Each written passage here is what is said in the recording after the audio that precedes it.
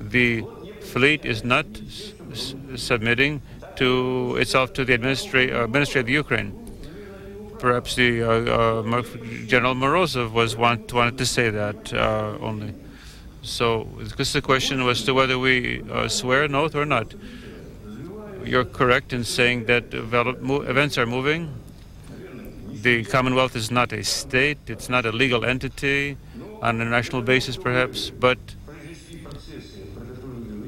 if we want to carry out the processes which we've been discussing, we need time.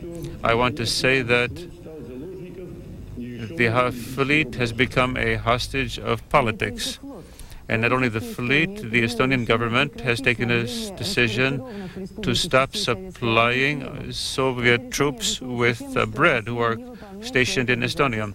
That is because Russia is stopped delivering grain to Estonia, and thus Russia is thus indirectly refusing to feed its soldiers. The Russian population in Latvia is also in problems. That's according to Mr. Fyodorov, who says at the instructions of Mr. Rutskoy that the Russian population, the Baltic states, were having difficulties.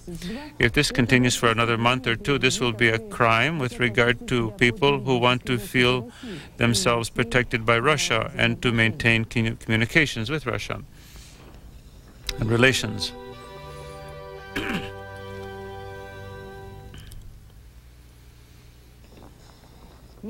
The ministers of the Commonwealth of Foreign Affairs will meet in Moscow on the 10th of January.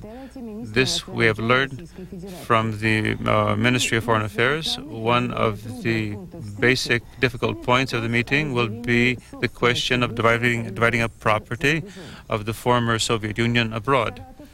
Saratov, Ulyanovsk, and Nizhny Novgorod. That is the itinerary for 3 days for the President of Russia, Mr. Yeltsin.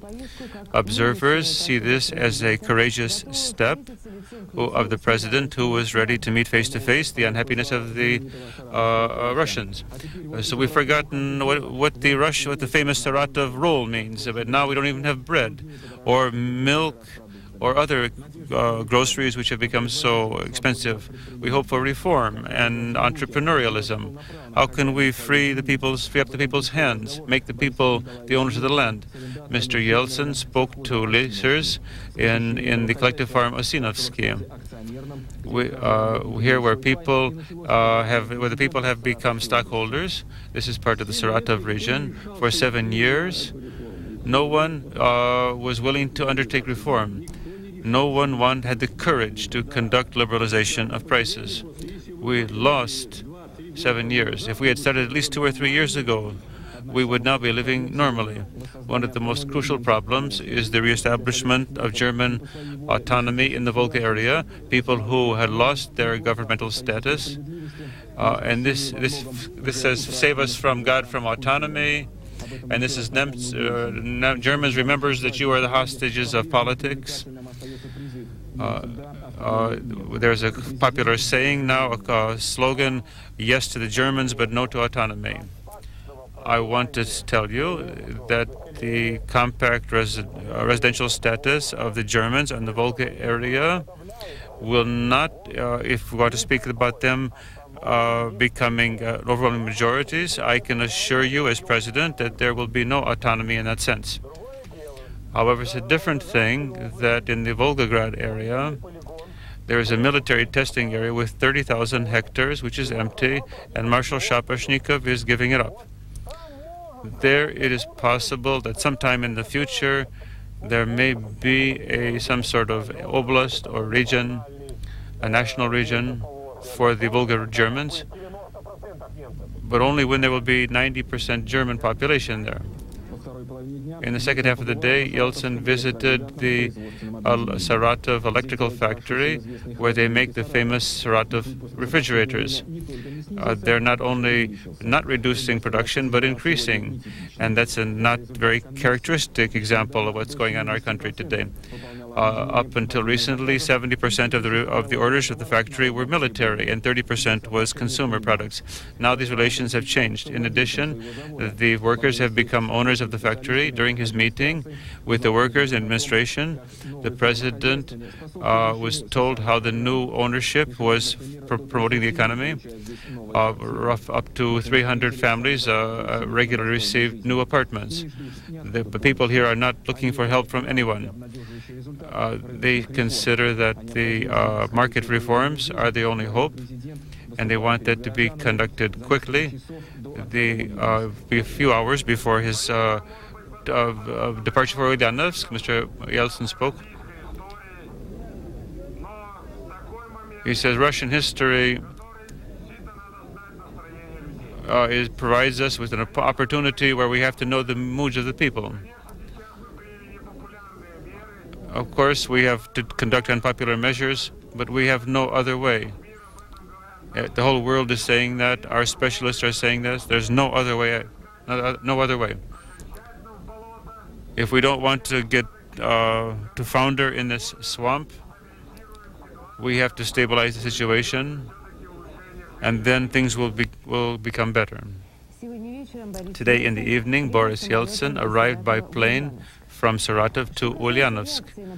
As for the reaction to the price rise, there has not been any special reaction. According to those information which we have, there's not been any reaction. Evidently, people have reserves in their refrigerators. People are more concerned over a fear of an avalanche of rubles from the other republics, which are intending to introduce their own money and have already undertaken the first steps. They have multi-use coupons which have been introduced.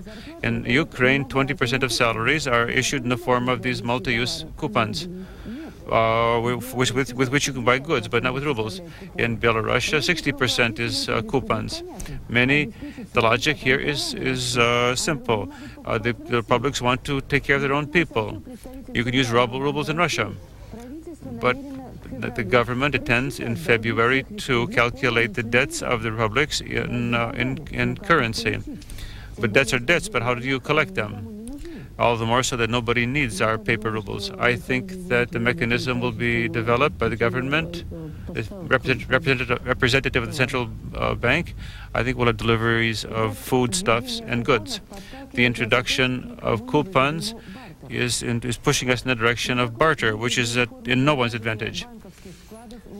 Freezing of savings is not foreseen, according to Alexei Ulyukayev, who spoke to the Rio press agency.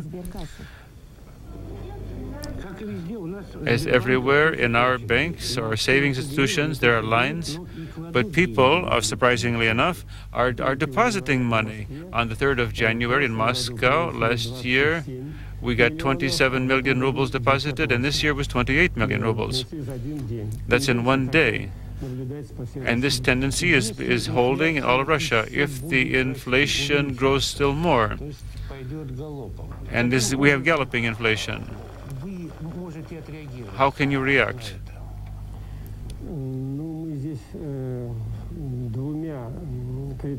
We have two criteria. First of all, we have the law of the Russian parliament to the effect that deposits are being indexed or insured by the holdings of the bank. That's the first criteria. And then we have a common practice in the world. We will increase the interest rates. So from the 1st of January, we're increasing. The minimal interest rate is 3%, and the maximum is 15%. That's on deposits. What if in the summer we have another spiral of inflation? That's not out of the question. Theoretically, we can, in the summer, re-examine the interest rates we're paying. For the time being, it's difficult to say how the population will react to new prices, but one of our basic financial systems in these critical days has survived, and there's no panic in the savings institutions.